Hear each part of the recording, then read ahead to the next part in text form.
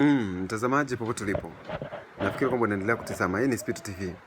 Nafikiri kwamba utajiuliza kwa nini watu wengi ukimwambia kwamba nataka kukuletea mtu ambaye atakusaidia kazi na anaogopa sana. Hata asikie umeleta mtumishi. Afu na ikiwa utamletea mtumishi au dada wa kazi katika nyumba, anataka achague wa design. Anataka wa aina hii, wa aina hii. Lakini utakokuwa kwamba niko kazini na nimetaka tu kushare na hii hapa. Ikiwa itakuwa inakusumbua sana mlio huu, naomba radhi kidogo. Kwa nini ushawahi kujiuliza kwa nini wakina mama wengi sana wanaogopa madada wa kazi? Wanaogopa madada wa kazi, wanaogopa sana. Wale madada wa kazi wale wanaogopa sana. Afu anachagua yule kama mchafu. Yule kama haendeki, ndo akae naye. Sasa unawezaje kumchagulia mume wako mtu ambaye yani muonekano wake sio wa kuvutia sana ndo awe mpishi wa chakula cha mume wako? Wengi wanasema hao ndo wanatulia, wengine watulii. Hamna, wanaogopa. Sasa kwa nini wanaogopa? Wanaogopa, tumekuja kugundua kwamba wanaogopa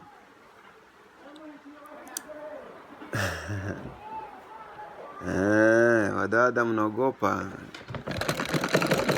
Kwanza wakina mama wanawaweka wanaume wao kama wabinamu, kama wadogo zao.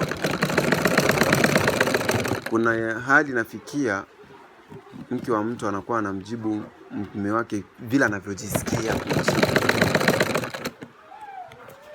kufanya kila ambacho anachokitaka yeye bila kufuata ridhaa ya mume. Na si ajabu kuna wengine wanafikia mpaka waume zao ndo wafuate vitu ambavyo wao wanataka wafanye, unaona, kwa maslahi yao tu. Kwa hiyo sisi pindi tunahitaji, tunapokuwa na mke afuate taratibu za mume na heshima hata ya sauti. Inasaidia sana kwa sababu inasema kwamba maneno yetu yawe yanakuwa, lakini baadhi ya wengine maneno yao wanayaweka subiri, yanakuwa machungu sana.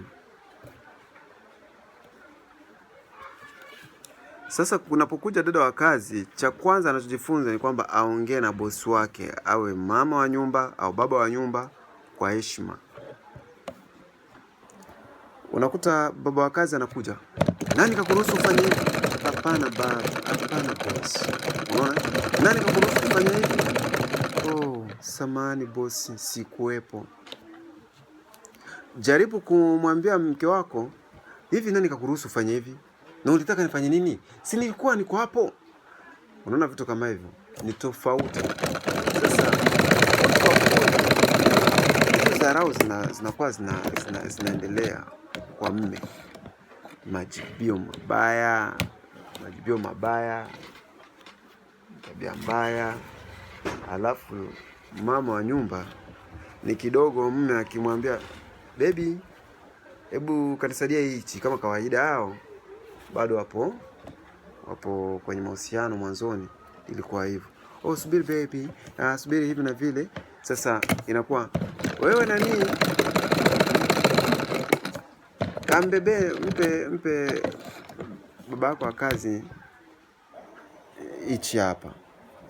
Sasa muda wote, mwezi, mwaka, siku, wiki, mume anaona akiletewa kitu analetewa na adabu, magoti ya dada wa kazi. Chakula kinapangwa vizuri na heshima zote, dada wa kazi. Ilali wengine mpaka wanaruhusu hata kutandika kitanda vizuri na kusafisha chumba vizuri, vinapangwa kwa utaratibu mzuri, dada wa kazi. Mume anahitaji hata hali kawaida ya kusema kwamba mke akamfanyizie kitu fulani, dada wa kazi. Kwa nini mimi asipige hesabu hivi? Nikichukua huyu dada wa kazi, kwanza heshima ameiweka miaka yake yote nzima, na anafuata taratibu ninazozielekeza, maelekezo yote, hususan iwe ya ndani na ya nje pia, na anafuatilia kila ambacho ninachokiamuru. Kwa nini asichukue? Njaa yangu dada wa kazi ndo anaifahamu, anatoa hizi ni saa za kukosa na stahili. Mama wa nyumba anastahili ale, watoto wa mama wa nyumba wanastahili wale.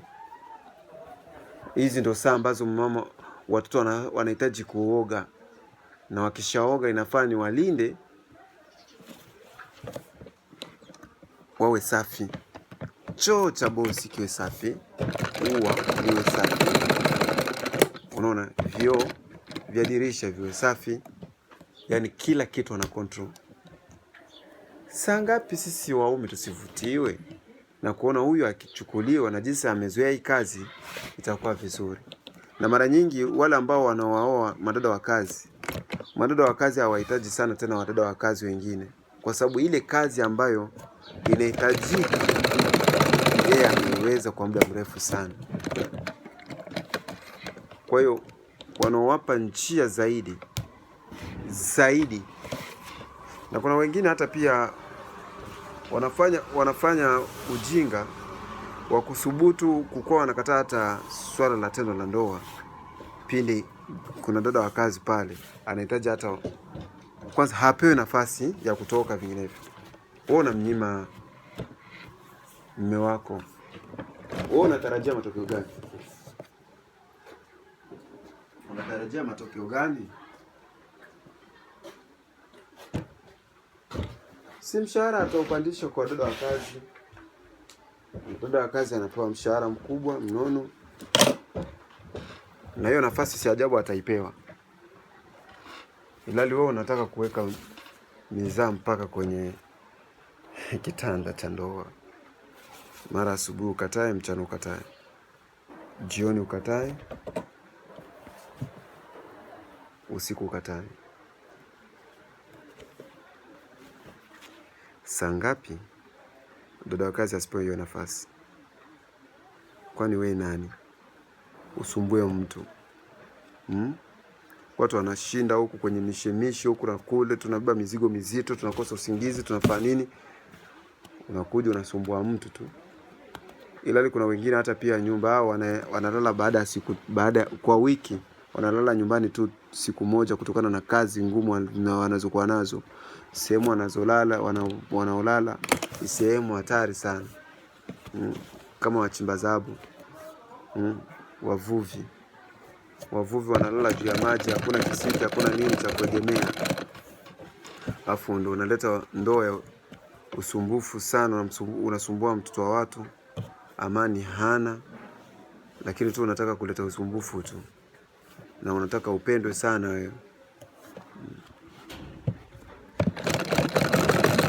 Alafu akili bado yupo jinsi amevurugwa. Wachimba dhahabu hao tunawaona, wao unataka kuleta vitu vingine vidimbu ambavyo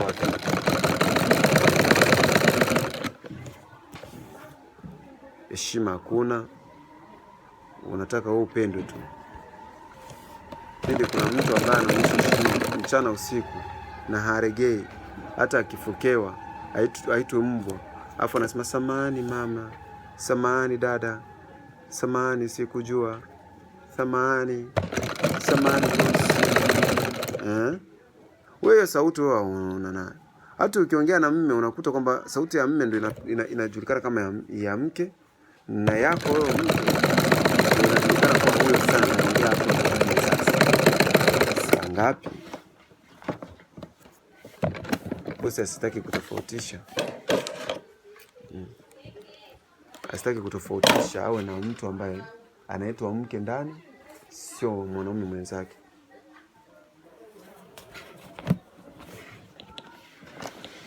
Chanzo nini wanawake? Na unaweza ukakuta kwamba hata pia mwenye nyumba asikuwe na hata na mawazo kwa dada wa kazi, lakini wachokonozi hatari ni wanawake. Wachokonozi wengi hatari ni wanawake. Yeye utakuta kuwa anaanza mbona nimeona umemwangalia yule dada? Mbona umemfanya hivi? Mbona umemtuma mara mbili? Mbona nini? Mbona unanikosea adabu? Na si ajabu tena huko akili zinapopayuka za wanawake wengine. Unaweza ukawa na dada wa kazi ambaye analingana hata na mwanao. Au nikuachie nyumba wewe na wewe mtumishi. Kanda hichi nakuachia na mtumishi. Sasa nikimfokea, nikifanya hivi, unaanza kumsemea. Kwani unaona yeye hakuzaliwa? Hakubebwa tumboni miezi 9 huyo mtu. Kuna dada wengine wakikuta dada wa kazi analala, anapumzika mchana, anaambia mume wake, "Mbona unayenituletea hapa ni nani? Anakuja hapa kwa starehe. Kwa mbona analala mchana?" Aliambiliwa yeye hana na chembe za usingizi. Au jina ndo linakusumbua tu kwamba mtumishi ndo huyo kawaje. Sasa akiwa dada wa kazi linamaanisha nini? Asilale. Chembe za damu hana nazo. Za usingizi hana. Sasa mume akiongea hili unasema unaanza kumkosea mume adabu. Mara hivi na vile. Huyu nitakuachia. Huyu ni wako huyu. Hichi kitanda nitakuachia naye. Vinginevyo mtu ambaye labda miaka 1 na mtoto wako.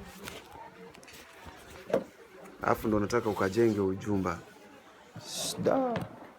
Chefu. Kweni na adabu mwishi miaka mingi na ume zenu. Sasa mimi nakiona kwamba kuna hilo